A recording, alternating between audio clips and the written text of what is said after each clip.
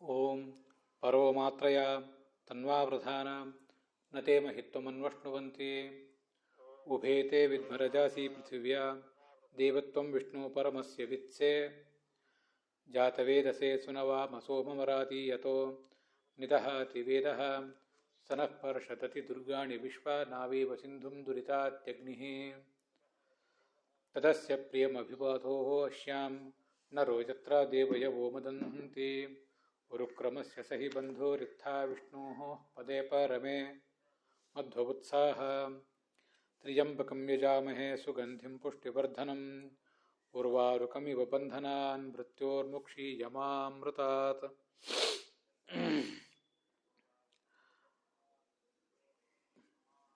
ಶ್ರೀ ಗುರುಭ್ಯೋ ನಮಃ.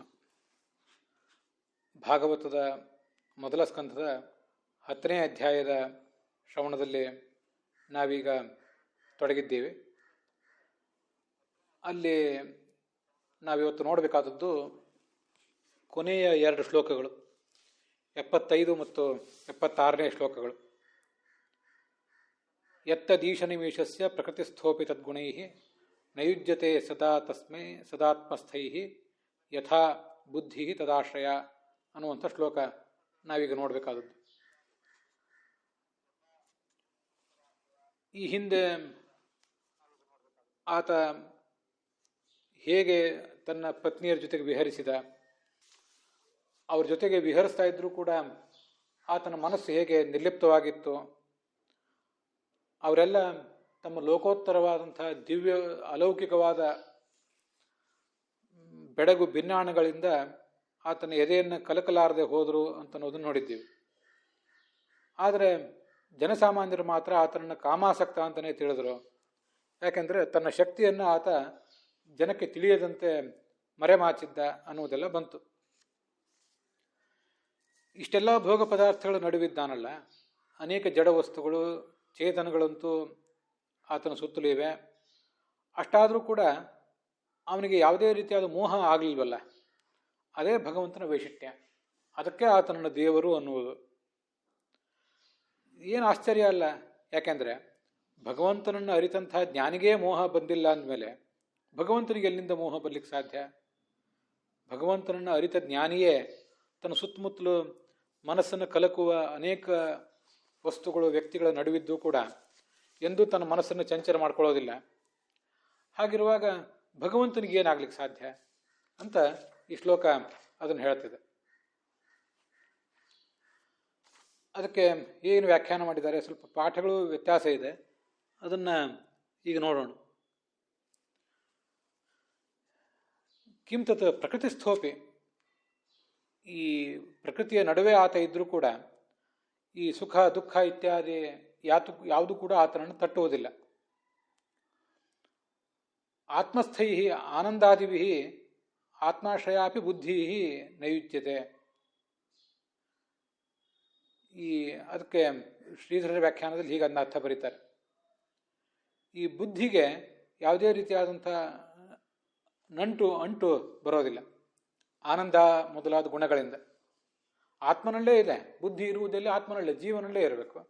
ಆ ಜೀವನಲ್ಲೇ ಆನಂದ ದುಃಖ ಸುಖ ಇತ್ಯಾದಿ ಎಲ್ಲವೂ ಇದೆ. ಅದು ಆ ಬುದ್ಧಿಗೇನಾದರೂ ಅಂಟಿಕೊಳ್ತದ? ಹಾಗಿಲ್ಲ, ಅಂಟ್ಕೊಳ್ಳೋದಿಲ್ಲ. ಹಾಗೆ ಭಗವಂತನಿಗೂ ಅಂಟ್ಕೊಳ್ಳೋದಿಲ್ಲ.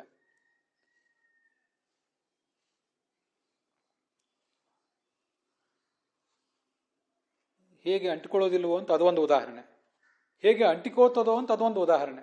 ವೈಧರ್ಮ್ಯ ದೃಷ್ಟಾಂತೋವಾ ಅಂತ ಬರೀತಾರೆ ಶ್ರೀಧರರು. ಸಾಧರ್ಮ್ಯ ದೃಷ್ಟಾಂತ, ವೈಧರ್ಮ್ಯ ದೃಷ್ಟಾಂತ ಅಂದರೆ ನೀನು ಚೆನ್ನಾಗಿ ಓದಿದರೆ ಉತ್ತೀರ್ಣನಾಗ್ತಿ, ನೋಡು ಆ ಇನ್ನೊಬ್ಬ ಪಕ್ಕದ ಮನೆ ಹುಡುಗನಂತೆ ಅಂತ ಒಬ್ಬ ಹುಡುಗನನ್ನು ದೃಷ್ಟಾಂತವನ್ನಾಗಿ ತೋರಿಸ್ತಾರೆ. ಆ ಹುಡುಗ ಚೆನ್ನಾಗಿ ಓದಿದ್ದಾನೆ, ಹಾಗೆ ಉತ್ತೀರ್ಣನಾಗಿದ್ದಾನೆ. ಮತ್ತೊಂದು ಬಾರಿ ವ್ಯಕ್ತಿ ತೋರಿಸ್ತಾನೆ, ನೀನು ಚೆನ್ನಾಗಿ ಓದಬೇಕು ಅಂದರೆ ಉತ್ತೀರ್ಣನಾಗ್ತಿ, ಆ ಹುಡುಗನಂತೆ ಆಗಬಾರ್ದು ಅಂತ ಮತ್ತೊಬ್ಬ ಹುಡುಗರನ್ನು ತೋರಿಸ್ತಾರೆ.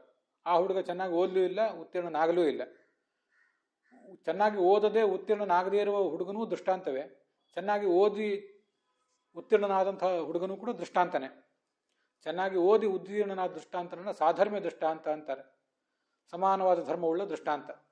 ಈಗ ನಮ್ಮ ಹುಡುಗನಿಗೆ ನಾವು ಹೇಳ್ತಿರೋದು ಚೆನ್ನಾಗಿ ಓದಬೇಕು, ಉತ್ತೀರ್ಣನಾಗ್ತಿ ಅಂತ. ಚೆನ್ನಾಗಿ ಓದುವಿಕೆ ಮತ್ತು ಉತ್ತೀರ್ಣನಾಗುವಿಕೆ ಅನ್ನುವುದು ಗುಣಗಳು. ಈ ಗುಣಗಳು ಎಲ್ಲಿ ಇನ್ನೊಂದು ದೃಷ್ಟಾಂತದಲ್ಲಿವೆಯೋ ಆ ಸಮಾನವಾದ ಧರ್ಮಗಳು, ಅದು ಸಾಧರ್ಮ್ಯ ದೃಷ್ಟಾಂತ. ಎಲ್ಲಿ ಈ ಎರಡೂ ಗುಣಗಳು ಇಲ್ಲವೋ ಅದು ವೈಧರ್ಮ್ಯ ದೃಷ್ಟಾಂತ ಅಂತಿಷ್ಟು ಒಟ್ಟರ್ಥ ಆಗ್ತದೆ. ಈ ಬುದ್ಧಿಗೆ ಆ ಅಂಟು ನಂಟು ಉಂಟಾಗೋದಿಲ್ಲ ಅಂತಲೂ ಒಂದು ತಾತ್ಪರ್ಯ. ಬುದ್ಧಿಗೆ ಅಂಟು ನಂಟು ಉಂಟಾಗ್ತದೆ, ಆದರೆ ಭಗವಂತನಿಗೆ ಆಗೋದಿಲ್ಲ ಅಂತಲೂ ಒಂದು ತಾತ್ಪರ್ಯ. ಆತ್ಮಸ್ಥೈ ಸತ್ತಾ ಪ್ರಕಾಶಾದಿಭಿ ಯಥಾ ಬುದ್ಧಿ ಯುಜ್ಯತೆ. ಆ ಬುದ್ಧಿಗೆ ಎಲ್ಲವೂ ಕೂಡ ಆ ಸತ್ತ ಪ್ರಕಾಶ ಮೊದಲಾದವುಗಳು ಆಗ್ತವೆ. ಅದರ ಹೆಚ್ಚು ಅರ್ಥಗಳನ್ನೆಲ್ಲ ನಾನು ಹೇಳಲಿಕ್ಕೆ ಹೋಗೋದಿಲ್ಲ, ಅಂಥವ್ರು ಹಾಗೆ ಬರೆದಿದ್ದಾರೆ. ಕೆಲವರು ಬುದ್ಧಿಗೆ ಅಂಟು ನಂಟು ಆಗ್ತದೆ, ಇನ್ನು ಕೆಲವರು ಬುದ್ಧಿಗೆ ಅಂಟು ನಂಟು ಬರುವುದಿಲ್ಲ ಅಂತ ಅವ್ರ ತಾತ್ಪರ್ಯ ಇದ್ದಿರಬೇಕು.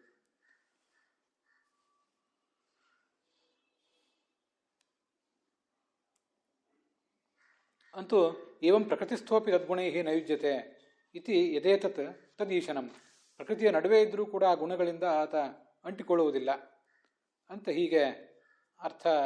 ಇದು ವೀರರಾಘವರ ವ್ಯಾಖ್ಯಾನದ, ಶ್ರೀಧರರ ವ್ಯಾಖ್ಯಾನದಲ್ಲಿ ಅದನ್ನು ನಾವು ನೋಡ್ತೇವೆ. ಶ್ರೀಧರರ ವ್ಯಾಖ್ಯಾನದಲ್ಲಿ, ವೀರರಾಘವರ ವ್ಯಾಖ್ಯಾನದಲ್ಲಿ ಮುಂದೆ ಏನಿದೆ ಅದನ್ನು ನೋಡೋಣ. ಮೂಲ ಪ್ರಕೃತಿ ವ್ಯಾಪಕೋಪಿ. ಮೂಲ ಪ್ರಕೃತಿಗೆ ಈತ ವ್ಯಾಪಕ. ಎಲ್ಲೆಲ್ಲಿ ಮೂಲ ಪ್ರಕೃತಿ ಇದೆಯೋ ಅಲ್ಲೆಲ್ಲ ಈತ ಇದ್ದೇ ಇದ್ದಾನೆ. ಆದರೆ ಅದರಲ್ಲಿರುವ ಸತ್ವ, ರಜಸ್ಸು, ತಮಸ್ಸು ಮೊದಲಾದ ಗುಣಗಳಿಂದ, ಮತ್ತೆ ಜೀವನದಲ್ಲಿರುವ ಅವಿದ್ಯಾ ಮತ್ತು ಅಭಿಮಾನ, ರಾಗ, ದ್ವೇಷ ಮೊದಲಾದ ಗುಣಗಳಿಂದ ಈತ ಈತ ಬಾಧಿತನಾಗೋದಿಲ್ಲ. ಇದು ಭಗವಂತನ ವೈಶಿಷ್ಟ್ಯ. ಅದಕ್ಕೆ ಆತನನ್ನು ದೇವರು ಅನ್ನುವುದು. ಹೇಯವಾದಂಥ ಯಾವ ಗುಣವೂ ಕೂಡ ಆತನಲ್ಲಿ ಇಲ್ಲ ಅಂತ. ಯಥಾ ಬುದ್ಧಿ ತದಾಶ್ರಯ. ತದಾಶ್ರಯ ಬುದ್ಧಿ ಅಂದರೆ ಈಶ್ವರಾಶ್ರಯ ಬುದ್ಧಿ. ಈಶ್ವರನ ಜ್ಞಾನ ಅಂತನ್ನೋದು ಅದು ಸತ್ವ ಮೊದಲಾದ ಗುಣಗಳಿಂದ ಯಾವುದೇ ರೀತಿಯಾದ ಅಂಟನ್ನು ಪಡ್ಕೊಳ್ಳೋದಿಲ್ಲ. ನಹಿ ಸ್ವಾಭಾವಿಕಿ ಜ್ಞಾನ ಬಲಕ್ರಿಯಾಚ ಸ್ವತಯೇವ ಸರ್ವಗತಸ್ಯ ಜ್ಞಾನಂ ಸತ್ವರಜಸ್ತಮೋ ಅನ್ವಯಾಧೀನಂ. ಭಗವಂತನ ಜ್ಞಾನಕ್ಕೆ ಯಾವುದೇ ರೀತಿಯಾದಂತಹ ಅಂಟಿಲ್ಲ ಅಂತ ಹೀಗೊಂದು ಅರ್ಥ ಬರೆದಿದ್ದಾರೆ ವೀರರಾಘವರು. ಕೆಲವು ಅರ್ಥಗಳು ಅಸ್ಪಷ್ಟ ಆಗಿವೆ. ಹೇಗಾದರೂ ನಮಗೆ ಆ ಅರ್ಥಗಳು ಗ್ರಾಹ್ಯ ಏನಲ್ಲ, ಆದರೂ ಕೆಲವು ಬಾರಿ ಓದಿದೆ. ಇದಕ್ಕೊಂದು ವಿವರವಾದ ತಾತ್ಪರ್ಯ ಇದೆ ಭಾಗವತ ತಾತ್ಪರ್ಯದಲ್ಲಿ, ಅದಕ್ಕಾಗಿ ಇದನ್ನು ಹೇಳಬೇಕಾಯ್ತು. ಇದಕ್ಕೆ ರಾಧಾಕೃಷ್ಣರು ಏನು ಅರ್ಥ ಮಾಡಿದ್ದಾರೆ ಅಂತನ್ನೋದನ್ನು ಇನ್ನು ಮುಂದೆ ನೋಡಬೇಕು. ಜೀವೇಶ್ವಪಿ ತಜ್ಜೀವಭೂತ. ಎಲ್ಲ ಜೀವರಲ್ಲೂ ಕೂಡ ಇದ್ದಾನೆ, ಆದರೆ ಅನಾಕಲಿತ ಜೀವಭಾವ. ಆ ಜೀವಭಾವ ಈತನನ್ನು ತಟ್ಟುವುದಿಲ್ಲ, ದೇವಭಾವದಿಂದಲೇ ಈತ ಇರ್ತಾನೆ.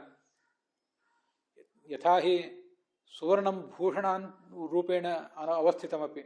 ಬಂಗಾರ ಒಂದು ಆಭರಣದ ರೂಪವನ್ನು ಪಡೀತದೆ, ಆದರೆ ತನ್ನ ನಾಮರೂಪಾಭ್ಯಾಂ ಅಸ್ಪೃಷ್ಟಂ ತತ್ ಸುವರ್ಣಮೇವ ಅವತಿಷ್ಠತೆ. ಆ ಬಂಗಾರದ ಆಭರಣ ಏನಿದೆ ಅದಕ್ಕೊಂದು ನಾಮ ಇದೆ, ಒಂದು ರೂಪ ಇದೆ, ಅದಕ್ಕೊಂದು ಹೆಸರಿದೆ. ಕಂಕಣ ಅಂತ ಕರೀತಾರೆ, ಅದನ್ನು ನೆಕ್ಲೆಸ್ ಅಂತ ಕರೀತಾರೆ. ಅದಕ್ಕೊಂದು ರೂಪವೂ ಇದೆ. ಆ ಮೂಲ ರೂಪ ಅಂತನ್ನುವುದು ಈ ಬಂಗಾರಕ್ಕೆ ಯಾವುದೇ ರೀತಿಯಾಗಿ ತಟ್ಟುವುದಿಲ್ಲ, ಹೆಸರೂ ತಟ್ಟುವುದಿಲ್ಲ. ಕಂಕಣವನ್ನು, ಆ ಹಾರವನ್ನು ಮತ್ತೆ ಯಾವುದೇ ಕ್ಷಣದಲ್ಲೂ ನಾವು ಬಂಗಾರವಾಗಿ ಪರಿವರ್ತಿಸಿಬಿಡ್ಬೋದು. ಆ ರೂಪ ಮತ್ತು ನಾಮ ಬಂದಿರುವುದು ಬಂಗಾರಕ್ಕೆ, ಬಂಗಾರದ ಗಟ್ಟಿಗೆ. ಆದರೆ ಆ ರೂಪನಾಮಗಳಿಂದ ಅದು ಬಾಧಿತ ಆಗೋದಿಲ್ಲ. ತಥಾಚ ಸ್ವತಃ ಅಸಂಗೋ ಭಗವಾನ್. ಅಸಂಗ ಇವನು. ಆ ಸ್ತ್ರೀಯರ 14,108 ಜನ ಪತ್ನಿಯರ ಪ್ರೇಮವನ್ನು, ಕಾಮವನ್ನು ಪಡೆದ ಮೇಲೂ ಕೂಡ ಅದರಿಂದ ಅಸಂಗನಾಗಿಯೇ ಆತ ಇದ್ದ ಅಂತ ಹೀಗೆ ಬರೀತಾರೆ. ಇದು ಬೇರೆ ಬೇರೆಯವರು ಮಾಡಿರುವಂಥ ವ್ಯಾಖ್ಯಾನಗಳು. ಯಥಾ ಬುದ್ಧಿ ತದಾಶ್ರಯ. ಯಥಾ ಅಂತನ್ನೋದು ದೃಷ್ಟಾಂತ. ಇವರೆಲ್ಲರ ವ್ಯಾಖ್ಯಾನದಲ್ಲಿ ಕೂಡ ಬುದ್ಧಿ ಅಂತನ್ನೋದು ದೃಷ್ಟಾಂತ. ಅದಕ್ಕೆ ಏನು ಭಾಗವತ ತಾತ್ಪರ್ಯದಲ್ಲಿ ಆಚಾರ್ಯ ಬರೆದಿದ್ದಾರೆ ಅಂತನ್ನೋದನ್ನು ಈಗ ನಾವು ನೋಡಬೇಕು. ಅದಕ್ಕನುಸಾರವಾಗಿ ವಿಜಯಧ್ವಜರ ಮತ್ತು ಯಾದವಾರ್ಯರ ವ್ಯಾಖ್ಯಾನ ಇರ್ತದೆ. ಅದಕ್ಕಾಗಿ ಭಾಗವತ ತಾತ್ಪರ್ಯ ಹೇಳುವುದನ್ನು ಹೀಗೊಂದು ಬಾರಿ ಗಮನಿಸೋಣ.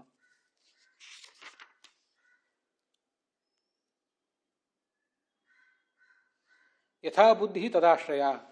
ಇದು ಪರಮಾತ್ಮನ ಜ್ಞಾನದಂತೆ. ತದಾಶ್ರಯ ಅಂದರೆ ತತ್ ಅಂದರೆ ಪರಮಾತ್ಮ, ಹಿಂದೆ ಪ್ರಸ್ತುತನಾದವನು ಪರಮಾತ್ಮ. ಆ ಪರಮಾತ್ಮನ ಜ್ಞಾನದಂತೆ ಅಂತ ದೃಷ್ಟಾಂತ ಕಾಣಿಸ್ತದೆ. ಏನು ಪರಮಾತ್ಮನ ಜ್ಞಾನದಂತೆ ಅಂದರೆ ಅರ್ಥ ಏನು? ಅದು ಬೇಕಲ್ಲ. ಅದಕ್ಕೆ ತದಾಶ್ರಯ, ಯಥಾ ಬುದ್ಧಿ ತದಾಶ್ರಯ, ತದಾಶ್ರಯ ಬುದ್ಧಿ ಜ್ಞಾನಿನಾಮಪಿ ಪ್ರಕೃತಿಸ್ಥಾನ ನ ತತ್ಸಂಗ. ಆಚಾರ್ಯ ಅದಕ್ಕೆ ಅರ್ಥ ಬರೀತಾರೆ. ಕಿಮು ತಸ್ಯೇತಿ ವ್ಯತ್ಯಾಸ ದೃಷ್ಟಾಂತ. ಪರಮಾತ್ಮನನ್ನು ವಿಷಯೀಕರಿಸುವ ಈ ಜ್ಞಾನಿಗಳ ಬುದ್ಧಿ ಏನಿದೆ, ಆ ಬುದ್ಧಿಗೆ ಮತ್ತು ಅಥವಾ ಆ ಬುದ್ಧಿ ಉಳ್ಳಂಥ ಜ್ಞಾನಿಗಳಿಗೇನೆ ಅವ್ರ ಪ್ರಕೃತಿಯ ನಡುವೆ ಇದ್ದರೂ ಪ್ರಕೃತಿಯ ಅಂಟು ನಂಟುಗಳು ಅವ್ರಿಗೆ ಬರೋದಿಲ್ಲ. ಹಾಗಿದ್ಮೇಲೆ ಕಿಮು ತಸ್ಯ, ಭಗವಂತನಿಗೆ ಅದು ನಂಟು ಬರೋದಿಲ್ಲ ಅಂತ ನಾವೇನು ಹೇಳಬೇಕಾಗಿದೆ ಅಂತ ಈಗ ಅದರ ಅಭಿಪ್ರಾಯ. ಉಳಿದವರ ವ್ಯಾಖ್ಯಾನಗಳಲ್ಲಿ ಅದಷ್ಟು ಸ್ಪಷ್ಟ ಇಲ್ಲ.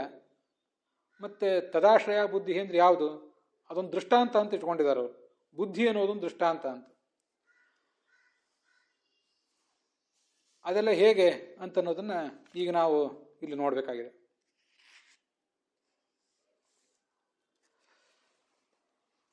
ಒಟ್ಟು 5 ಥರದ ದೃಷ್ಟಾಂತಗಳಿವೆ ಅಂತ ಹೇಳ್ತಾರೆ. ವ್ಯತ್ಯಾಸೋನನ್ವಯಶ್ಚೈವ ಪ್ರಸಿದ್ಧೋ ಭೂತಯೇವ ಚ ಸರ್ವ ಸಂಹಾರಕಶ್ಚೇತಿ ದೃಷ್ಟಾಂತ ಪಂಚಧಾ ಸ್ಮೃತಃ. 5 ಥರದ ದೃಷ್ಟಾಂತ. ದೃಷ್ಟಾಂತ ಹೌದು, ಅದು ಬುದ್ಧಿ ಅಂತಲೂ ದೃಷ್ಟಾಂತ ಹೌದು. ಆದರೆ ಅದು ಹೇಗೆ ದೃಷ್ಟಾಂತ ಅಂತಂದರೆ ಆಚಾರ್ಯರು ಆ 5 ಥರದ ದೃಷ್ಟಾಂತಗಳನ್ನೇ, ಶಾಸ್ತ್ರದಲ್ಲಿ ಬಂದಿರುವಂಥ ದೃಷ್ಟಾಂತಗಳನ್ನೇ ತೋರಿಸಿದ್ದಾರೆ. ನಮಗೂ ಅಲ್ಲಲ್ಲಿ ಅಂಥ ದೃಷ್ಟಾಂತಗಳನ್ನು ನೋಡಿ ಗುರ್ತಿರ್ತದೆ. ಆದರೆ ಅದ್ರ ಬಗ್ಗೆ ಸ್ಪಷ್ಟವಾಗಿ ಅಂಥ ದೃಷ್ಟಾಂತಗಳನ್ನು ಎಲ್ಲಿ ಹೇಳಿದ್ದಾರೆ ಅಂತ ಗೊತ್ತಿರೋದಿಲ್ಲ.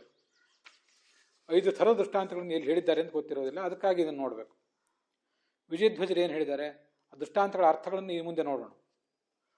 ಪ್ರಕೃತಿಯ ನಡುವೆ ಇದ್ದರೂ ಆತ್ಮಸ್ಥೈಹಿ ಸ್ವಾಧಾರೈಹಿ ಗುಣೈಹಿ, ತನ್ನನ್ನೇ ಅವಲಂಬಿಸಿರುವ ಆ ಗುಣಗಳು. ಭಗವಂತನಲ್ಲಿ ಆ ಗುಣಗಳಿಲ್ಲ, ಆದರೆ ಭಗವಂತನನ್ನು ಅವಲಂಬಿಸಿವೆ ಆ 3 ಗುಣಗಳು, ಆ ಸತ್ವರಜಸ್ತಮ ಗುಣಗಳು, ಅಥವಾ ಶಬ್ದ ಸ್ಪರ್ಶ ರೂಪರಸ ಮೊದಲಾದ 5 ಗುಣಗಳು. ಈ ಗುಣಗಳ ನಂಟು ಆತನಿಗೆ ಯಾವತ್ತೂ ಕೂಡ ಇಲ್ಲ ಅಂತ ಅದರ ತಾತ್ಪರ್ಯ. ಇದು ವ್ಯತ್ಯಾಸ ದೃಷ್ಟಾಂತ. ಅದನ್ನೇ ವ್ಯತ್ಯಾಸ ದೃಷ್ಟಾಂತ ಅಂದರೆ ಏನು ಅಂತ ಇನ್ನು ಮುಂದೆ ಹೇಳ್ತೇನೆ. ಯಥಾ ಪ್ರಕೃತಿಸ್ಥಾನಾಂ ಜ್ಞಾನಿನಾಂ ತದಾಶ್ರಯ ತಸ್ಯ ಕೃಷ್ಣಸ್ಯ ಆಶ್ರಯ ಬುದ್ಧಿ. ಪ್ರಕೃತಿಯ ನಡುವೆ ಇರುವಂತಹ ಜ್ಞಾನಿಗಳ ಆ ಬುದ್ಧಿ ಅಂದರೆ ಭಗವದ್ ವಿಷಯಕವಾದ ಬುದ್ಧಿ, ಪ್ರಕೃತಿಯ ಗುಣಗಳಿಂದ ಅದು ಬಾಧಿತ ಆಗೋದಿಲ್ವಲ್ಲ. ಕಿಮು ತಸ್ಯ ಪ್ರಕೃತಿ ಗುಣ ಸಂಬಂಧ. ಅವನನ್ನು ಅವಲಂಬಿಸಿದ, ಆತನನ್ನು ಭಜಿಸಿದ ಜ್ಞಾನಿಗಳಿಗೆ ಏನೂ ಅಂಟು ನಂಟು ಇಲ್ಲ ಅಂದಮೇಲೆ ಅವನಿಗೆ ಅಂಟು ನಂಟು ಇಲ್ಲ ಅಂತ ನಾವೇನು ಪ್ರತ್ಯೇಕವಾಗಿ ಹೇಳಬೇಕಾಗಿದೆ? ಇತಿ ಭಾವ. ಇದು ಅವರ ಒಟ್ಟ ಅಭಿಪ್ರಾಯ. ಇನ್ನು ಯಾದವ್ಯಾರರು ಏನು ಹೇಳ್ತಾರೆ ಅಂತ ನೋಡೋಣ. ನಾನು ಪ್ರಾಕೃತ ಸಂಘ ಸಂಗಿನಃ, ಪ್ರಾಕೃತ ಸ್ತ್ರೀಯರ ಸಂಘವನ್ನು ಮಾಡಿದ್ನಲ್ಲ, ಇವನಿಗೆ ಅದರ ಕಾರ್ಯವಾಗಿ ಸುಖ, ಅವ್ರ ಜೊತೆಗಿದ್ದಾಗ ಸುಖ, ಅವ್ರ ಜೊತೆ ತಪ್ಪಿದಾಗ ದುಃಖ ಇತ್ಯಾದಿಗಳಾಗ್ತಾವ ಅಂತ ಪ್ರಶ್ನೆ ಬಂದರೆ ಅದಾಗೋದಿಲ್ಲ. ಅವನಿಗೆ ಇಂಥ ಯಾವ ನಂಟೂ ಇಲ್ಲ. ಎತ್ತು ತತ್ ತದೇವ ಈಶಸ್ಯ ಈಶನಂ ಅಂದರೆ ಈಶ್ವರತ್ವಂ. ಎತ್ತದೀಶನಂ ಈಶಸ್ಯ, ಈಶನಾದ ಭಗವಂತನಿಗೆ ಇದೇ ಈಶನ ಅಂದರೆ ಅವನ ದೈವತ್ವ ಅಂದರೆ ಇದೆ. ಅದಕ್ಕಾಗಿ ಅವನನ್ನು ದೇವರು ಅಂತ ಅನ್ನುವುದು.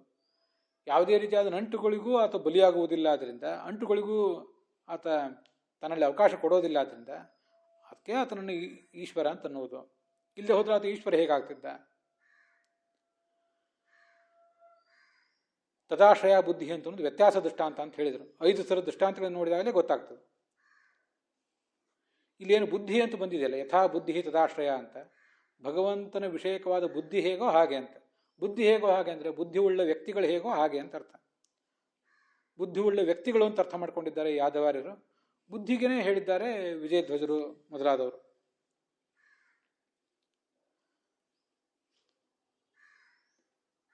ಈ ಒಂದು ಕೈಮುತ್ಯ ನ್ಯಾಯ, ನನಗೇ ಆಗಲಿಲ್ಲ ಅಂದ್ರೆ ನಿನಗೆ ಹೇಗೆ ಆಗ್ತದೆ ಅಂತ ಯಾರು ದೊಡ್ಡವರು ಚಿಕ್ಕವರನ್ನು ಕುರಿತು ಹೇಳ್ತಿರ್ತಾರೆ. ನನಗೆ ಬೇಕಾದ ಶಕ್ತಿ ಇದೆ, ಏನು ಕೆಲಸ ಬೇಕಾದ್ ಮಾಡಬಲ್ಲೆ, ನನಗಾಗಲಿಲ್ಲ ಅಂಥದ್ರಲ್ಲಿ ನಿನಗೇನಾಗ್ತದೆ ಅಂತ ಅವರು ಹೇಳ್ತಿರ್ತಾರೆ. ಆ ಥರದ್ದು ಇದೊಂದು ಮಾತು. ಕೈಮುತ್ಯ ನ್ಯಾಯವನ್ನು ಹೀಗೆ ತೋರಿಸ್ಲಿಕ್ಕೆ ಏನೋ ಒಂದು ವಾಕ್ಯ ಪ್ರಯೋಗ ಇರ್ತದೆ. ಅದನ್ನೇ ದೃಷ್ಟಾಂತ ಅಂತ ಎಲ್ಲ ಕಡೆ ಹೇಳಿದಂಗೆ ಆಗ್ತದೆ. ಉಳಿದೆಲ್ಲ ಕಡೆ ಏನಾಗ್ತಿರ್ತದೆ, ದೃಷ್ಟಾಂತ ಬಲೇನಿಹಿ ಸರ್ವತ್ರ ದಾಷ್ಟಾಂತಿಕೆ ಸಾಧ್ಯ ಸಿದ್ಧಿ. ದೃಷ್ಟಾಂತದ ಆಧಾರದಿಂದ ಎಲ್ಲ ಕಡೆ ದಾಷ್ಟಾಂತಿಕದಲ್ಲಿ ಒಂದೇನನ್ನೋ ಅಂಶವನ್ನು ಹೇಳಲಿಕ್ಕೆ ಹೊರಟಿರ್ತಾರೆ. ನಮಗಿದು ಗೊತ್ತಿದೆ. ದೃಷ್ಟಾಂತ ಅಂದರೆ ಚಂದ್ರ, ಚಂದ್ರನಂತ ಮುಖ ಅಂತ. ಚಂದ್ರ ಹೇಗೆ ಆಹ್ಲಾದಕನೋ ಹಾಗೆ ಮುಖನೂ ಆಹ್ಲಾದಕ ಅಂತ ಅಭಿಪ್ರಾಯ ಪಡ್ತಿರ್ತಾರೆ. ಮುಖ ಕಮಲದಂತೆ ಮುಖ ಅಂತ. ಕಮಲ ಹೇಗೆ ಸುಂದರವೋ ಹಾಗೆ ಮುಖವೂ ಕಮಲ ಅಂತ. ಚಂದ್ರ ಮತ್ತು ಕಮಲ ಎರಡೂ ಕೂಡ ದೃಷ್ಟಾಂತಗಳು. ಆ ದೃಷ್ಟಾಂತಗಳಿಗೆ ಆಧಾರದಿಂದ ದಾಷ್ಟಾಂತಿಕವಾದ ಮುಖದಲ್ಲಿ ಸೌಂದರ್ಯ, ಆಹ್ಲಾದಕತ್ವ ಮೊದಲಾದ ಗುಣಗಳನ್ನು ಹೇಳ್ತಿರ್ತಾರೆ. ಅತ್ರತು ದಾರ್ಷ್ಟಾಂತಿಕ ಧರ್ಮಿಬಲೇನ ದೃಷ್ಟಾಂತೆ ಸಾಧ್ಯ ಧರ್ಮ ಸಿದ್ಧ್ಯ ದಾರ್ಷ್ಟಾಂತಿಕೆ ಧರ್ಮಿಣಿ ಸಾಧ್ಯ ಧರ್ಮ ಸಿದ್ಧಿ ಇದು ಅರ್ಥ ವ್ಯತ್ಯಾಸೇನ ಅಯಂ ವ್ಯತ್ಯಾಸ ದೃಷ್ಟಾಂತ. ಇದನ್ನು ಮಾತ್ರ ವ್ಯತ್ಯಾಸ ದೃಷ್ಟಾಂತ ಅಂತ ತಿಳಿದುಕೊಳ್ಬೇಕು.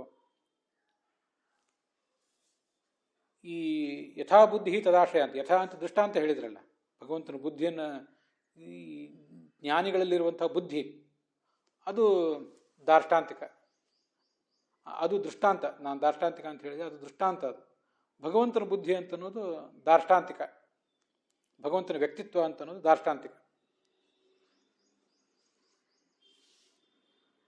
ದಾರ್ಷ್ಟಾಂತಿಕನಾದಂಥ ಭಗವಂತನ ಒಂದು ಬಲದಿಂದ ಈ ದೃಷ್ಟಾಂತಗಳಾದಂಥ ಈ ಸದ್ಭಕ್ತರೇನಿದ್ದಾರೆ, ಭಾಗವತರೇನಿದ್ದಾರೆ, ಅವರಲ್ಲಿ ಒಂದು ಧರ್ಮವನ್ನು ಹೇಳಿದಂಗಾಯ್ತು. ಏನಂದರೆ ಯಾವುದೇ ಅಂಟು ಇಲ್ಲದೇ ಇರುವಿಕೆ ಅಂತನ್ನೋದು. ಯಾವುದೇ ಅಂಟು ಇಲ್ಲದೇ ಇರುವಿಕೆ ಅನ್ನೋದು ಜ್ಞಾನಿಗಳಿಗೆ ಬಂದದ್ದು ಹೇಗೆ? ಭಗವಂತನ ಅನುಗ್ರಹದಿಂದ, ಅವನ ಬಲದಿಂದ ಅಂತ ತಾತ್ಪರ್ಯ. ಅದಕ್ಕೆ ದಾರ್ಷ್ಟಾಂತಿಕನಾದಂಥ ಭಗವಂತನ ಅನುಗ್ರಹದಿಂದ, ಅವನ ಶಕ್ತಿಯಿಂದ, ಅವನ ಉಪಾಸನೆಯಿಂದ. ದೃಷ್ಟಾಂತರಾದಂಥ ಭಾಗವತರಿಗೂ ಕೂಡ ಅಂಟು ನಂಟುಗಳನ್ನು ತಡೆದುಕೊಳ್ಳುವಂಥ ಶಕ್ತಿ ಬಂತು. ಇದೇ ವ್ಯತ್ಯಾಸ. ಉಳಿದ ಕಡೆ ದೃಷ್ಟಾಂತದ ಆಧಾರದಿಂದ ದಾರ್ಷ್ಟಾಂತಿಕದಲ್ಲಿ ಏನಾದ್ರೂ ಪ್ರತಿಪಾದನೆ ಮಾಡಲಿಕ್ಕೆ ಹೋಗಿರ್ತೇವೆ. ಕಮಲವನ್ನು ತೋರಿಸಿ ಅದರಂತೆ ಮುಖ ಸುಂದರ ಅಂತ. ಇಲ್ಲಿ ಈ ಜ್ಞಾನಿಗಳ ಬುದ್ಧಿ ಏನಿದೆ, ಭಾಗವತರ ಬುದ್ಧಿ, ಅದನ್ನು ತೋರಿಸಿ ಅದರಂತೆ ಭಗವಂತನೂ ಕೂಡ ಯಾವುದೇ ನಿರಾತಂಕನಾಗಿದ್ದಾನೆ, ಯಾವುದೇ ರೀತಿಯಾದ ಬಾಧೆಗೊಳಗಾಗಿಲ್ಲ ಅಂತ ಹೇಳುವುದು ಉದ್ದೇಶ ಅಲ್ಲ. ಹೊರತು ಆ ಭಗವಂತನನ್ನು ಉಪಾಸನೆ ಮಾಡಿದ್ರಿಂದ ಈ ಭಾಗವತರ ಬುದ್ಧಿ ನಿರ್ಮಲ ಆಗಿದೆ, ಯಾವುದೇ ರೀತಿಯಾದ ತೊಂದರೆಗೂ ಅದು ಈಡಾಗಲಿಲ್ಲ. ಹಾಗಿರುವಾಗ ಭಗವಂತನಿಗೆ ಹೀಗಾಗಲಿಕ್ಕೆ ಸಾಧ್ಯ ಅಂತ ತೋರಿಸಿದ್ದಾರೆ. ಆದರೂ ಭಗವಂತ ದಾರ್ಷ್ಟಾಂತಿಕ, ಈ ಭಾಗವತರೇ ದೃಷ್ಟಾಂತ. ಇದು ವ್ಯತ್ಯಾಸ.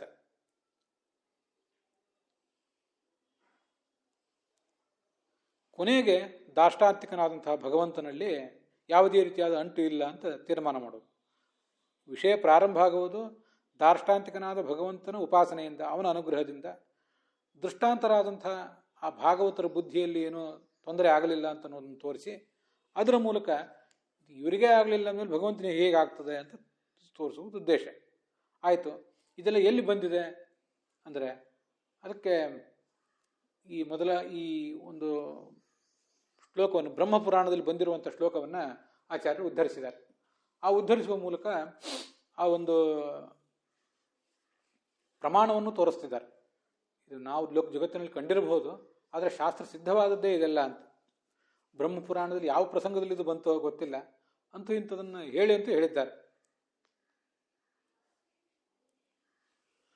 ವ್ಯತ್ಯಾಸೋ ಅನನ್ವಯಶ್ಚೈವ ಪ್ರಸಿದ್ಧೋ ಭೂತಯೇವ ಚ ಸರ್ವ ಸಂಹಾರಕಶ್ಚೇತಿ ದೃಷ್ಟಾಂತ ಪಂಚಧಾ ಸ್ಮೃತಃ ಅಂತ. ಮೊದಲನೇದ್ದು ವ್ಯತ್ಯಾಸ ದೃಷ್ಟಾಂತ. ಈಗ ನಾವು ನೋಡಿದ್ದೆ ವ್ಯತ್ಯಾಸ ದೃಷ್ಟಾಂತ ಪ್ರಕೃತಿಯವ ಇಲ್ಲೇ ಬಂದಿದೆ. ಎಲ್ಲಿ ಕೈಮುತ್ಯ ನ್ಯಾಯ ಹೇಳ್ತಿರ್ತಾರೋ ಇವನಿಗೆ ಆಗೋದಿಲ್ಲ ಅಂದಮೇಲೆ ಅವರಿಗೆ ಹೇಗೆ ಆಗ್ತದೆ ಅಂತ, ಅಂಥದಕ್ಕೆಲ್ಲ ವ್ಯತ್ಯಾಸ ದೃಷ್ಟಾಂತ ಅಂತಾರೆ. ಇನ್ನು ಅನನ್ವಯ ಅಂತ ಎರಡನೇ ದೃಷ್ಟಾಂತ. ಅದಕ್ಕೊಂದು ದೃಷ್ಟಾಂತವನ್ನು ಬ್ರಹ್ಮಸೂತ್ರ ಭಾಷ್ಯದಲ್ಲಿ ನಾವು ನೋಡ್ತೇವೆ. ತುಲ್ಯಂ ತು ದರ್ಶನಾತ್ ಅಂತ ಒಂದು ಸೂತ್ರ, ಅದು 3ನೇ ಅಧ್ಯಾಯದ 4ನೇ ಪಾದದ 9ನೆಯ ಸೂತ್ರ. ಅಲ್ಲಿ ಈ ಸೂತ್ರದಲ್ಲಿ ಆಚಾರ್ಯರು ಭಾಷ್ಯದಲ್ಲಿ ಒಂದಿಷ್ಟು ಶ್ಲೋಕಗಳನ್ನು ಹೇಳಿದ್ದಾರೆ. ಜಯತೀರ್ಥರು ಅದಕ್ಕೆ ವ್ಯಾಖ್ಯಾನ ಕೂಡ ಮಾಡಿದ್ದಾರೆ. ಅದನ್ನೇ ಆ ಜಯತೀರ್ಥರು ಹೇಳಿದ್ದನ್ನೇ ಇಲ್ಲಿ ಯಾದವಾರ್ಯರು ತಮ್ಮ ವ್ಯಾಖ್ಯಾನದಲ್ಲಿ ತಗೊಂಡಿದ್ದಾರೆ. ನಾವೀಗ ಅದನ್ನೇ ಇಲ್ಲಿ ನೋಡಬೇಕಾಗಿರೋದು. ಸ್ವಯಂ ತು ಭಗವಾನ್ ವ್ಯಾಸ ವ್ಯಾಪ್ತಜ್ಞಾನ ಮಹಾಂಶುಮಾನ್ ಅನಂತಾಕಾಶವತ್ ಪಶ್ಯನ್ ಇತಿ ಅನಂತಾಕಾಶವತ್ ಇತಿ ಅನನ್ವಯ ದೃಷ್ಟಾಂತ ಅಂತ ಇಲ್ಲಿ ನಾವು ನೋಡುವಂಥ ಅದು ವಿಷಯ. ಅಲ್ಲಿ ಆಚಾರ್ಯ ತೋರಿಸುವಂಥ ಈ ಶ್ಲೋಕಗಳು ಅವೆಲ್ಲ ಭವಿಷ್ಯತ್ ಪರ್ವದ್ದು, ಪ್ರಾಯ ಮಹಾಭಾರತದ ಇದ್ದಿರಬೇಕು. ಭವಿಷ್ಯತ್ ಪರ್ವ ಅನ್ನೋದು ಮಹಾಭಾರತದ ಒಂದು ಭಾಗ ಇದ್ದಿರಬೇಕು. ತುಲ್ಯಂ ತು ದರ್ಶನಾತ್ ಅಂತ ಆ ಸೂತ್ರವನ್ನು ಹೇಳಿ ಅದರಲ್ಲಿ ಬ್ರಹ್ಮಪುರಾಣದ ಶ್ಲೋಕಗಳನ್ನ ಹೇಳ್ತಾರಲ್ಲ, ಅಲ್ಲಿ ಒಂದು 6-8 ಶ್ಲೋಕಗಳಿವೆ. ಅಲ್ಲಿ ಬರುವಂಥ ಒಂದು ಶ್ಲೋಕ, ಭಗವಂತ ವ್ಯಾಸ ವ್ಯಾಪ್ತ ಜ್ಞಾನ ಮಹಾಂಶುಮಾನ್, ವ್ಯಾಪ್ತವಾದ ಜ್ಞಾನದ ಕಿರಣಗಳುಳ್ಳವನು. ಅವನ ಜ್ಞಾನವೂ ವ್ಯಾಪ್ತ, ಜ್ಞಾನದ ಕಿರಣಗಳು ಕೂಡ ಎಲ್ಲ ಕಡೆ ಹರಡಿಕೊಂಡಿವೆ. ಅನಂತಾಕಾಶವತ್ ಪಶ್ಯನ್, ಅನಂತವಾದ ಆಕಾಶ ಇದೆಯಲ್ಲ, ಆ ಅನಂತ ಆಕಾಶ ಎಲ್ಲ ಕಡೆ ಹೇಗೆ ವ್ಯಾಪ್ತವಾಗಿದೆಯೋ ಹಾಗೆ ಭಗವಂತನು ಕೂಡ ವ್ಯಾಪ್ತನಾಗಿದ್ದಾನೆ. ಅಲ್ಲಿ ಅನಂತ ಆಕಾಶವತ್ ಪಶ್ಯನ್ ಅಂತಿದೆ. ಈ ಸ್ವಯಂ ವೇದವ್ಯಾಸ ದೇವರು ತಮ್ಮ ವ್ಯಾಪ್ತವಾದ ಜ್ಞಾನದ ಮೂಲಕ ಎಲ್ಲವನ್ನೂ ನೋಡ್ತಾ ಇದ್ದಾರೆ, ಎಲ್ಲವನ್ನೂ ಅವರ ಜ್ಞಾನ ವಿಷಯೀಕರಿಸಿದೆ. ಅದು ಅಲ್ಲಿ ಬಂದಿರುವಂಥ ವಿಚಾರ. ಅದು ಹೇಗೆ ಅಂದರೆ ಅನಂತ ಆಕಾಶದಂತೆ ಎಲ್ಲವನ್ನೂ ನೋಡ್ತಾ ಇದ್ದಾರೆ ಅಂತ. ಅನಂತ ಆಕಾಶವತ್ ಪಶ್ಯನ್ ಅಂತ ವಾಕ್ಯ ಗಮನಿಸಿದರೆ ಆಕಾಶ ಹೇಗೆ ಎಲ್ಲವನ್ನೂ ನೋಡ್ತಾ ಇರ್ತದ, ಅನಂತವಾದ ಆಕಾಶ ಎಲ್ಲವನ್ನೂ ಹೇಗೆ ನೋಡ್ತಾ ಇರ್ತದ, ಹಾಗೆ ಆ ಆಕಾಶದಂತಿರುವ ವ್ಯಾಪ್ತವಾದ ಜ್ಞಾನ ಉಳ್ಳಂಥ ಈ ವೇದವ್ಯಾಸರು ಕೂಡ ಎಲ್ಲವನ್ನೂ ನೋಡ್ತಾ ಇದ್ದಾರೆ ಅಂತ ಅರ್ಥ ಆಗ್ತದೆ. ಆದರೆ ಆಕಾಶ ನೋಡ್ತದೆ ಹೇಗೆ? ಆಕಾಶ ಜಡವಾದ ವಸ್ತು, ಅದನ್ನು ನೋಡ್ತದೆ ಅಂತ ನಾವು ತಿಳ್ಕೊಳ್ಳಿಕ್ಕೆ ಸಾಧ್ಯ ಇಲ್ಲ, ಅದು ಗೊತ್ತಿದೆ ನಮಗೆ. ಅದಕ್ಕೆ ತತ್ವಪ್ರಕಾಶಿಕಾದಲ್ಲಿ ಜಯತೀರ್ಥರು ಈ ಥರ ಹೇಳಿದ್ದಾರೆ. ಜಯತೀರ್ಥರ ವಾಕ್ಯಗಳನ್ನು ಈ ಥರ ಒಂದು ಕೊಟ್ಟಿದ್ದಾರೆ ಆದವಾರ್ಯರು. ಯಥಾ ಆಕಾಶೋ ವ್ಯಾಪ್ತ ತಥಾ ಜ್ಞಾನಮಿತಿ ತತ್ವಪ್ರಕಾಶ ತರ್ಹಿ ಕುತ್ರ ಅಯಮನ್ವಿತ ಇತ್ಯಾಪೇಕ್ಷಾಯಾಂ ಯಥಾ ಆಕಾಶೋ ವ್ಯಾಪ್ತ ಇತಿ ಟೀಕಾವಾಕ್ಯಂ ಅಂತಿದೆ. ನಿಖಿಲಂ ಸ್ವಮತತ್ವೇನ ಪಶ್ಯನ್ನಪಿ ವ್ಯಾಸಃ ಕೇನಚಿದ್ ವಿಶೇಷೇಣ ಏವಂ ಪುರುಷಾರ್ಥ ನಿರ್ಣಯಂ ಪ್ರಾಹ. ಈ ಬೇರೆ ಬೇರೆ ಋಷಿಗಳು ಹೇಳಿದ್ದೆಲ್ಲವೂ ಕೂಡ ಈ ವೇದವ್ಯಾಸರಿಗೆ ಸಮ್ಮತವೇ, ಅವ್ರ ಶಿಷ್ಯರೇ ಅವರೆಲ್ಲ. ಕೆಲವು ಸರಿ ತನ್ನದೇ ಆದ ಅಭಿಪ್ರಾಯವನ್ನು ಯಾರೋ ಒಬ್ಬರು ಶಿಷ್ಯರು ವ್ಯಾಸರ ಹತ್ರ ಅಧ್ಯಯನ ಮಾಡಿ ಅದನ್ನೊಬ್ಬರು ಯಾರೋ ಶಿಷ್ಯರು ಜಗತ್ತಿಗೆ ಬೋಧನೆ ಮಾಡಿದಾಗ ಅದನ್ನು ಈ ವ್ಯಾಸರು ತಮ್ಮ ಶಿಷ್ಯರನ್ನ ಹೆಸರಿನಲ್ಲಿ ಹೇಳ್ತಾರೆ, ಅವನಿಗೊಂದು ಪ್ರಸಿದ್ಧಿ ಬರಲಿ ಅಂತ. ಅನಂತಾಕಾಶವತಿಥಿ ಅನನ್ವಯ ದೃಷ್ಟಾಂತಃ ಯಥಾ ಆಕಾಶೋ ವ್ಯಾಪ್ತಃ ತಥಾ ಇತಿ. ಅನಂತಾಕಾಶವತ್ ಪಶ್ಯನ್ ಅಂತ ಅನ್ನೋದೇನಿದೆಯಲ್ಲ, ಇದು ಅನನ್ವಯ ದೃಷ್ಟಾಂತ. ಯಥಾಕಾಶವು ವ್ಯಾಪ್ತಃ ಅಂತ. ಆಕಾಶವು ಹೇಗೆ ವ್ಯಾಪ್ತವೋ ಹಾಗೆ ಜ್ಞಾನವೂ ವ್ಯಾಪ್ತ ಅಂತ ಇಷ್ಟೇ ಅರ್ಥ. ಆಕಾಶ ಹೇಗೆ ನೋಡ್ತದೋ ಹಾಗೆ ಜ್ಞಾನವೂ ಎಲ್ಲವನ್ನೂ ವಿಷಯೀಕರಿಸ್ತದೆ ಅಂತ ಅರ್ಥ ಅಲ್ಲ. ತಥಾಚ ಉಕ್ತಂ, ಇಲ್ಲಿ ಜಯತೀರ್ಥರು ವ್ಯತ್ಯಾಸೋನನ್ವಯಶ್ಚೈವ ಅನ್ನುವಂಥ ಭಾಗವತ ತಾತ್ಪರ್ಯದ ಶ್ಲೋಕವನ್ನೇ ಉದ್ಧರಿಸಿದ್ದಾರೆ. ಉದ್ಧರಿಸಿ ಆ ಶ್ಲೋಕಕ್ಕನುಸಾರವಾಗಿ ನಾವೀಗೇನು ಇಲ್ಲಿ 10ನೇ ಸ್ಕಂದದಲ್ಲಿ ಶ್ಲೋಕ ನೋಡ್ತಾ ಇದ್ದೀವಿ, ಇದೇ ಶ್ಲೋಕವನ್ನೇ ಭಾಗವತ ತಾತ್ಪರ್ಯದ ಶ್ಲೋಕವನ್ನೇ ತಗೊಂಡು ಇಲ್ಲಿ ಬ್ರಹ್ಮಸೂತ್ರ ಭಾಷ್ಯದಲ್ಲಿ ಬಂದಿರುವ ದೃಷ್ಟಾಂತ ಅನ್ನೋದು ಅನನ್ವಯ ದೃಷ್ಟಾಂತ ಅಂತ ತೋರಿಸಿಕೊಟ್ಟಿದ್ದಾರೆ. ಅದನ್ನೇ ಇಲ್ಲಿ ಯಾದವಾರ್ಯರು ಉದ್ಧರಿಸಿರೋದು.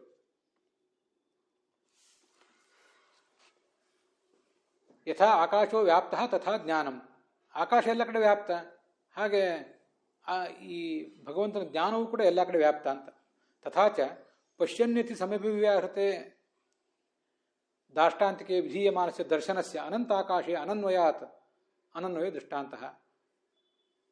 ಅನಂತಾಕಾಶವತ್ ಪಶ್ಯನ್, ವೇದವ್ಯಾಸರು ನೋಡ್ತಾ ಇದ್ದಾರೆ ಅಂತ ಬಂತು. ವೇದವ್ಯಾಸರ ಜ್ಞಾನ ಎಲ್ಲವನ್ನೂ ವಿಷಯೀಕರಿಸ್ತಾ ಇದೆ. ಆದರೆ ಆಕಾಶ ಏನನ್ನು ವಿಷಯೀಕರಿಸ್ತಾ ಇದೆ? ಆಕಾಶಕ್ಕೆ ವಿಷಯೀಕರಿಸುವ ಸಾಮರ್ಥ್ಯ ಏನಿದೆ? ಏನು ಸಾಮರ್ಥ್ಯವೂ ಅದಕ್ಕಿಲ್ಲ. ಏನು ಸಾಮರ್ಥ್ಯವೂ ಇಲ್ಲ ಅಂದ ಮೇಲೆ ಆಕಾಶದಂತೆ ನೋಡುತ್ತಾ ಅಂತ ಹೇಗೆ? ಆ ನೋಡುವಿಕೆ ಅನ್ನೋದು, ಆ ದರ್ಶನ ಅನ್ನೋದು ಅನಂತವಾದ ಆಕಾಶದಲ್ಲಿ ಅನ್ವಿತನೇ ಆಗೋದಿಲ್ಲ, ಅದು ಅಪ್ಲೈಡೇ ಆಗೋದಿಲ್ಲ. ಅದು ಆಕಾಶಕ್ಕೂ ಭಗವಂತನಿಗೂ ಇರುವ ಸಮಾನತೆ ಅಂದರೆ ವ್ಯಾಪ್ತತ್ವ ಮಾತ್ರ, ದರ್ಶನ ಅಂತನೂ ಸಮಾನ ಅಲ್ಲ. ಆದರೆ ಶ್ಲೋಕದಲ್ಲಿ ಅಲ್ಲಿ ಬಂದಿರುವ ಶ್ಲೋಕದಲ್ಲಿ, ಬ್ರಹ್ಮಸೂತ್ರ ಭಾಷ್ಯದಲ್ಲಿ, ಭವಿಷ್ಯತ್ ಪರ್ವದಲ್ಲಿ ಬಂದಿರುವ ಶ್ಲೋಕದಲ್ಲಿ ದರ್ಶನ ಅಂತ ಶಬ್ದ ಇದೆ. ಇದನ್ನೆಲ್ಲ ಹೊಂದಿಸುವುದು ಹೇಗೆ? ಅದಕ್ಕೆ ಆ ದರ್ಶನ ಒಂದನ್ನು ಬಿಟ್ಟು ಬಿಡಬೇಕು. ಭಗವಂತನ ಜ್ಞಾನ ಹೇಗೆ ಎಲ್ಲವನ್ನು ವಿಷಯೀಕರಿಸ್ತಾ ಇದೆಯೋ ಹಾಗೆ ಆಕಾಶದಂತೆ ವಿಷಯೀಕರಿಸ್ತಾ ಇದೆ ಅಂತ ಅರ್ಥ ಅಲ್ಲ. ಆಕಾಶದಂತೆ ವ್ಯಾಪ್ತವಾದ ಭಗವಂತನ ಜ್ಞಾನ ವ್ಯಾಪ್ತಿಗೆ ಮಾತ್ರ ತಿಳ್ಕೋಬೇಕು. ಆಕಾಶ ಯಥಾ ವ್ಯಾಪ್ತ, ಆಕಾಶ ಹೇಗೆ ವ್ಯಾಪ್ತವೋ ಹಾಗೆ ಜ್ಞಾನವೂ ವ್ಯಾಪ್ತವಾಗಿದೆ. ಆ ಜ್ಞಾನ ಅನ್ನೋದು ಎಲ್ಲವನ್ನೂ ವಿಷಯೀಕರಿಸ್ತಾ ಇದೆ. ಆ ಜ್ಞಾನ ಸ್ವರೂಪನೇ ಭಗವಂತ ಅಂತ ಅದರ ತಾತ್ಪರ್ಯ. ತಥಾಚ ಅನಂತಾಕಾಶವದ್ ವ್ಯಾಪ್ತಂ ಯಜ್ಞಾನಂ ತಲ್ಲಕ್ಷಣಂ ವ್ಯಾಪ್ತ ಜ್ಞಾನ ಮಹಾಂಶುಮಾನ್ ಅಂತ. ಪೂರ್ವಾರ್ಧೋಕ್ತೆ ಜ್ಞಾನವ್ಯಾಪ್ತತ್ವೇ ಏವ ಅಯಂ ದೃಷ್ಟಾಂತಃ. ಜ್ಞಾನದಿಂದ ಭಗವಂತ ಎಲ್ಲ ಕಡೆ ವ್ಯಾಪ್ತನಾಗಿದ್ದಾನೆ. ಅವನ ಜ್ಞಾನದ ಕಿರಣಗಳು ಸಮಸ್ತ ಪ್ರಪಂಚದಲ್ಲೂ ಪಸರಿಸಿವೆ. ಇದೇ ದೃಷ್ಟಾಂತ. ಇದು ಆಕಾಶಕ್ಕೂ ಭಗವಂತನ ಜ್ಞಾನಕ್ಕೂ ಇರುವ ದೃಷ್ಟಾಂತ. ದರ್ಶನದಲ್ಲಿ ದೃಷ್ಟಾಂತ ಅಲ್ಲ. ಭಗವಂತ ನೋಡ್ತಿದ್ದಾನೆ, ಆಕಾಶ ನೋಡ್ತಿಲ್ಲ.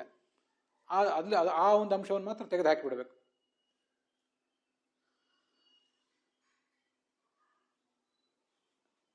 ಪ್ರಸಿದ್ಧ ಉಪಮೇಯ ಧರ್ಮವತ್ತಯ ಪ್ರಸಿದ್ಧ, ಇದು ನಾವು ಇಲ್ಲಿ ನೋಡುವಂಥ ಒಂದು ಅಭಿಪ್ರಾಯ. ಈಗ ನಾವು ನೋಡಿದ್ವಲ್ಲ, ಒಂದು ವ್ಯತ್ಯಾಸ ದೃಷ್ಟಾಂತ ಅಂತ, ಎಲ್ಲಿ ಕೈಮುತ್ಯ ನ್ಯಾಯವನ್ನು ಹೇಳ್ತಿರ್ತಾರೋ ಅದು ವ್ಯತ್ಯಾಸ ದೃಷ್ಟಾಂತ, ಎಲ್ಲಿ ಅನನ್ವಯ ದೃಷ್ಟಾಂತವನ್ನು ಹೇಳ್ತಿರ್ತಾರೋ ಅದು ಈ ವ್ಯಾಸರ ಕುರಿತಾದಂಥ ಬ್ರಹ್ಮಸೂತ್ರ ಭಾಷ್ಯದಲ್ಲಿ ಬಂದಿರುವಂಥ ಒಂದು ಶ್ಲೋಕದ ಮೂಲಕ. ಇದಕ್ಕೆ ಇನ್ನೂ ಒಂದು ಉದಾಹರಣೆಯನ್ನು ಗೋವಿಂದಾಚಾರ್ಯ ಕೊಟ್ಟಿದ್ದಾರೆ, ಅದನ್ನು ಒಂದು ಬಾರಿ ಅವಲೋಕಿಸೋಣ. ಇದಾದ ಬಳಿಕನೇ ಮುಂದಿನ ದೃಷ್ಟಾಂತಗಳನ್ನು ನೋಡೋಣ. ಕೈಮುತ್ಯ ನ್ಯಾಯ ವ್ಯತ್ಯಾಸ ದೃಷ್ಟಾಂತ ಇತಿ ಸ್ಫುಟಂ. ವ್ಯತ್ಯಾಸ ದೃಷ್ಟಾಂತ ಅಂದರೂ ಕೈಮುತ್ಯ ನ್ಯಾಯ ಅಂದರೂ ಒಂದೇ, ಅದರಲ್ಲೇನು ವ್ಯತ್ಯಾಸ ಇಲ್ಲ.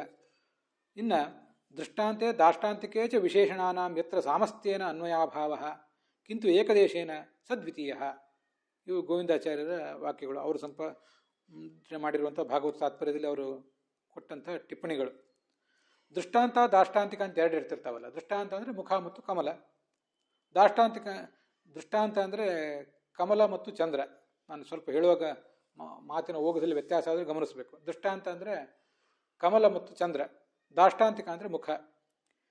ಹೀಗೆ ಇವೆರಡು ಸಂಗತಿಗಳು, ಎರಡು ಪಾರ್ಟಿಗಳು, ಇವುಗಳ ನಡುವೆ ಆ ವಿಶೇಷಣಗಳು ಏನು ಗುಣಗಳನ್ನು ಹೇಳ್ತಿರ್ತಾರೆ, ಪೂರ್ಣವಾಗಿ ಅನ್ವಯ ಇಲ್ಲದೆ ಹೋದರೆ, ಒಂದು ಸ್ವಲ್ಪ ಮಟ್ಟಿಗೆ ಮಾತ್ರ ಅನ್ವಯ ಇದ್ದರೆ ಅದನ್ನೇ ಎರಡನೇ ದೃಷ್ಟಾಂತ ಅಂತ ಹೇಳೋದು. ಇದನ್ನೇ ಅನನ್ವಯ ದೃಷ್ಟಾಂತ ಅಂತ.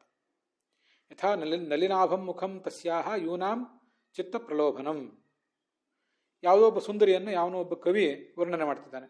ಕಮಲದಂತೆ ಅವಳ ಮುಖ ಇದೆ. ಕಮಲದಂತಿರುವ ಆ ಮುಖ ಅದು ಯುವಕರ ಮನಸ್ಸನ್ನು ಕಲಕುತ್ತಾ ಇದೆ ಅಂತ. ಸರಿ, ಆದರೆ ಆ ಕಮಲ ಅಂತನ್ನುವುದು ಯುವಕರ ಮನಸ್ಸನ್ನು ಕಲಕ್ತದ?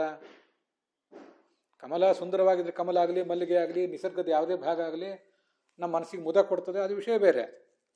ಯುವಕರಿಗೆ, ಗಂಡಿಗೆ ಹೆಣ್ಣಿನ ಮುಖ ಹೇಗೆ ಮೋಹ ಉಂಟು ಮಾಡ್ತದ, ಅವ್ರ ಬುದ್ಧಿಯನ್ನು ಕಲಕ್ತದ, ಹಾಗೆ ಹೆಣ್ಣಿಗೆ ಗಂಡಿನ ಸೌಂದರ್ಯ ಹೇಗೆ ಮೋಹವನ್ನು ಉಂಟು ಮಾಡ್ತದ, ಅದೊಂದು ಮಾತ್ರ ಇಲ್ಲಿ ವಿಚಾರ ಮಾಡ್ತಿದ್ದಾರೆ. ಯುವಕರ ಮನಸ್ಸಿನಲ್ಲಿ ಕ್ಷೋಭೆ ಉಂಟು ಮಾಡುವ ಗುಣ ಮುಖದಲ್ಲಿದೆ, ಅದು ಕಮಲದಲ್ಲಿಲ್ಲ. ಆದರೂ ಕಮಲವನ್ನು ದೃಷ್ಟಾಂತವನ್ನು ಕೊಟ್ಟಿದ್ದಾರೆ ಮುಖಕ್ಕೆ. ಹಾಗಾದರೆ ಏನು ದೃಷ್ಟಾಂತ ಅಲ್ಲಿ? ಸೌಂದರ್ಯದ ವಿಷಯದಲ್ಲಿ ಮಾತ್ರ ದೃಷ್ಟಾಂತ. ಎರಡೂ ಸುಂದರವಾಗಿವೆ ಇಷ್ಟೇ. ಗಂಡನ ಮನಸ್ಸನ್ನು ಕಲಕುವ ಗುಣ ಇರುವುದು ಈ ಹೆಣ್ಣಿನ ಮುಖದಲ್ಲಿ ಮಾತ್ರ ಅಂತ ಅದನ್ನು, ಆ ದೃಷ್ಟಾಂತನೂ ಚೆನ್ನಾಗಿದೆ. ಇದ್ರ ಮೂಲಕನೂ ನಾವು ಇಲ್ಲಿ ಸದ್ಯ ಬಂದಿರುವಂಥ ವಿಷಯವನ್ನು ತಿಳ್ಕೊಳ್ಬೇಕು. ಭಾಗವತವನ್ನು ತಿಳ್ಕೊಳ್ಳಿಕ್ಕೆ ಇದು ಉಪಯೋಗ ಆಗದೇ ಇರಬಹುದು, ಆದರೆ ಆಚಾರ್ಯರು ಭಾಷೆ ಶಾಸ್ತ್ರಕ್ಕೆ ಕೊಟ್ಟಿರುವಂಥ ಕೆಲವು ಕೊಡುಗೆಗಳಿವು, ಆ ಮೂಲಕ ಇದನ್ನು ಅರ್ಥ ಮಾಡ್ಕೊಳ್ಬೇಕಷ್ಟೆ.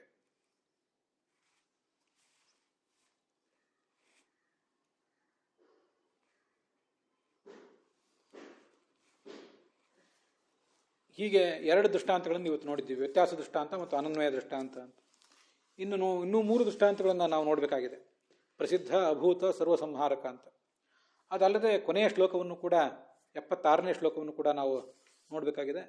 ಅದನ್ನು ನಾಳೆ ದಿವಸ ನೋಡೋಣ. ಇಲ್ಲಿಗೆ ಇವತ್ತಿನ ಈ ಭಾಗ ಸಮಾಪ್ತವಾಗಿದೆ. ಹುಸಿಯ ನಾಡಿ ಹೊಟ್ಟೆ ಹೊರೆವ ವಿಷಯದಲ್ಲಿ ರಸಿಕನೆಂದು ಹುಸಿಗೆ ಹಾಕಿದಿರುವ ಇನ್ನು ಋಷಿಕೇಶನೇ, ಈಶನಿನ್ನ ಚರಣ ಭಜನೆ ಆಸೆಯಿಂದ ಮಾಡುವೆ, ದೋಷ ರಾಶಿ ನಾಶ ಮಾಡು ಶ್ರೀ ಕೇಶವ. ಶ್ರೀಕೃಷ್ಣಾರ್ಪಣ ಮಸ್ತು.